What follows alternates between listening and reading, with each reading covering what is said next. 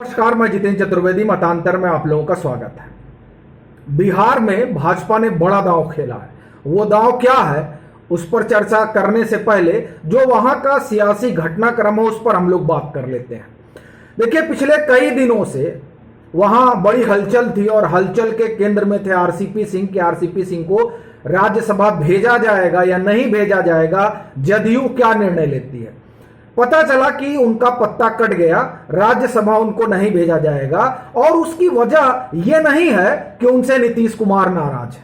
उसकी वजह यह है कि अगर नीतीश कुमार उनको भेजते राज्यसभा तो पार्टी के भीतर कलह हो जाती, क्योंकि पार्टी का जो दूसरा धड़ा है, जो ललन सिंह का धड़ा है, जो उपेंद्र कुशवाहा वाला धड़ा है, यह धड़ा बड़ा मजबूत है वहां पर जमीनी तौर पर। और ये इस बात से नीतीश कुमार वाकिफ है कि अगर इनको भेजा गया तो ये संदेश जाएगा कि दरअसल ये जो कहा जा रहा है ना कि बातचीत करने के लिए आरसीपी सिंह को अधिकृत किया गया था कि मंत्री 2 लोग बनेंगे, और आरसीपी सिंह जो है बिना नीतीश कुमार को बताए ही खुद ही मंत्री बन गए। तो ये जो एक बात चल रही है कि जो कुछ आरसीपी सिंह ने निर्णय लिया, वो चाहे मंत्री बनने का हो या भाजपा के पक्ष में अभियान चलाने का हो, ये तमाम बातें जो हुई उसमें संदेश ये जाता अगर ये राज्यसभा चले जाते कि सब नीतीश कुमार की सहमति से हुआ। और ये नीतीश कुमार किसी एक व्यक्ति के लिए पूरी पार्टी को तो दांव पर नहीं लगा सकते थे। इसलिए कहा जा रहा है कि उन्होंने निजी इच्छा एक अलग मसला है, लेकिन जो पार्टी के भीतर जिस तरह का प्रेशर था उसकी वजह से उन्होंने आरसीपी सिंह का टिकट काट दिया। तो ये एक बात हुई। लेकिन आरसीपी सिंह के इर्द गिर्द कितनी कहानियां बुनी गई और बनाई गई, उसमें एक ये भी आया कि आरसीपी सिंह को लेकर भाजपा बड़ी पॉजिटिव है।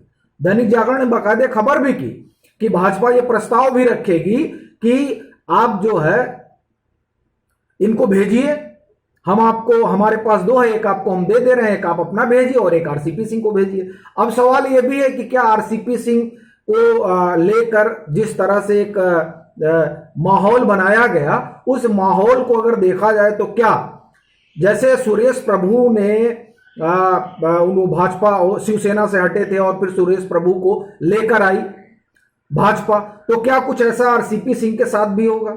असल में जो बिहार में राजग न कहें भाजपा ने जो अपना उम्मीदवार उतारा है, उन 2 राज्यसभा के जो 2 उम्मीदवार उतारे हैं, उस उम्मीदवार के उतारने से एक बात तो साफ हो गई कि भाजपा नीतीश कुमार पर भरोसा नहीं करती है।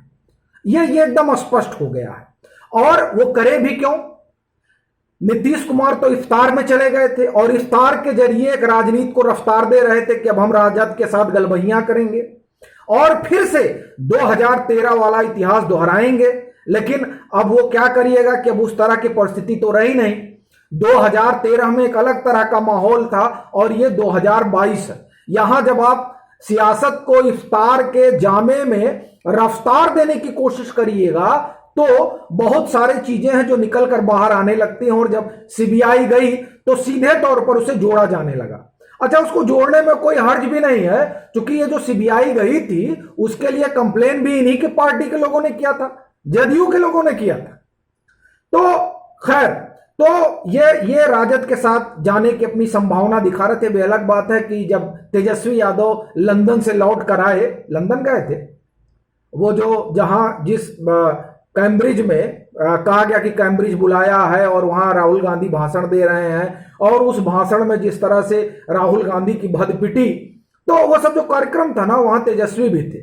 बहरहाल लौट के आ रहे थे तो उनको इल्हाम हुआ कि हमको समर्थन नहीं करना है और नीतीश कुमार के साथ नहीं जाना है। तो वो तो नीतीश कुमार के साथ उन्होंने कहा हम नहीं जाएंगे। लेकिन भाजपा ने यह सोचा है कि कब तक हम नीतीश की बैसाखी पर चलेंगे, तो इसलिए जो उन्होंने कैंडिडेट बनाया वो कैंडिडेट 2-3 बातें साफ करता है।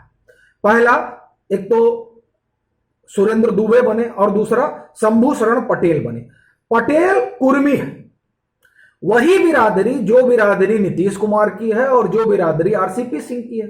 आरसीपी सिंह तो पेशे से अधिकारी रहे, बेनी प्रसाद बाबू के संपर्क में आए, वो यूपी काडर के अधिकारी थे, बेनी बाबू के संपर्क में आए और फिर बेनी बाबू ने नीतीश कुमार से मिलवाया। फिर नीतीश कुमार ने 1998 में उन्हें अपने साथ रखा जब वो रेल मंत्री, और फिर तब से उनके साथी हैं। तो असल में एक बड़ी रसाकसी का कारण यह भी है जदयू के भीतर कि साहब ये तो अधिकारी हैं और अधिकारी रहे और ये आपके पीएस रहे, और अब आपने जो इनको राज्यसभा भेजा और मंत्री बनवा दिया, ये भी एक तरह का संदेश। तो ये तमाम संदेशों को तोड़ने के लिए उन्होंने उनका टिकट तो काटा, लेकिन भाजपा नीतीश कुमार को समझ रही है और उसको लगता है कि अब अगर हमें आगे की सियासत करनी है तो नीतीश से किनारा कसना पड़ेगा, और दूसरा ये जो वहां जातीय समीकरण है उसको साधना पड़ेगा। तो उसी के तहत शंभू शरण पटेल को राज्यसभा भाजपा भेज रही है। वो भी कुर्मी है जिस बिरादरी के नीतीश कुमार है या आरसीपी सिंह है। उससे एक चीज ये साफ हो रही है कि आरसीपी सिंह को लेकर भाजपा कोई बात करेगी ही नहीं अब जदयू से, ऐसा लगता है। अब वो शंभू शरण पटेल को मंत्री बना सकती है, और शंभू शरण पटेल जब मंत्री बनेंगे तो उसी बिरादरी से आते हैं जिस बिरादरी के अगुआ नीतीश कुमार हैं। तो ये जो शंभू शरण पटेल को लाना हुआ, उससे एक चीज तो स्पष्ट हो गई कि उस बिरादरी में भाजपा अपनी पैठ बनाने में अब जुट गई है। पहले ऐसा लग रहा था कि आरसीपी सिंह के जरिए वो कुछ संभावना तलाश रही, और चर्चा भी थी कि आरसीपी सिंह को हो सकता है आरसीपी सिंह को भाजपा लेकर आए और फिर आरसीपी सिंह जदयू तोड़े। लेकिन आरसीपी सिंह का कितना आधार है ये आप देख सकते हैं कि जिस तरह से नीतीश कुमार ने अपना एक स्टैंड लिया। बहरहाल, तो जो हम लोग बात कर रहे थे कि दांव दरअसल ये शंभू शरण पटेल वाला है।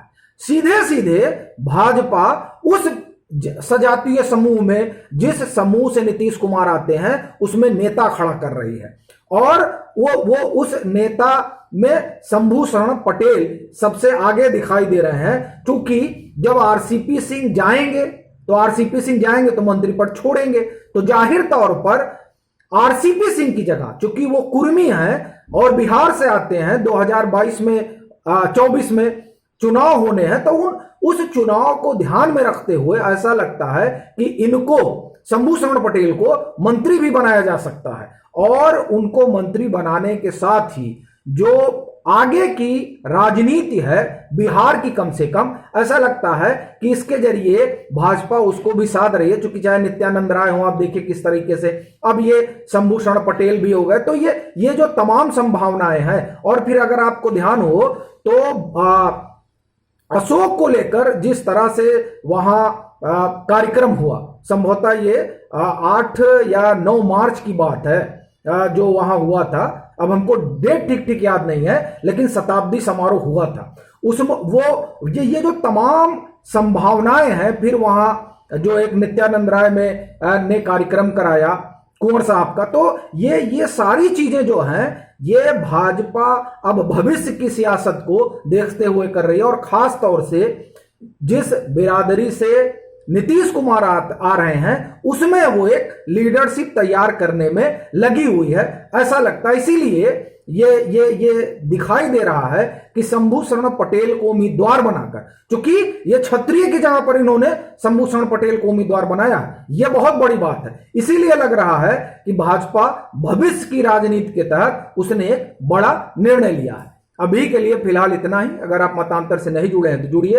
वीडियो को लाइक कीजिए, शेयर कीजिए और अपने सुझाव जरूर साझा कीजिए।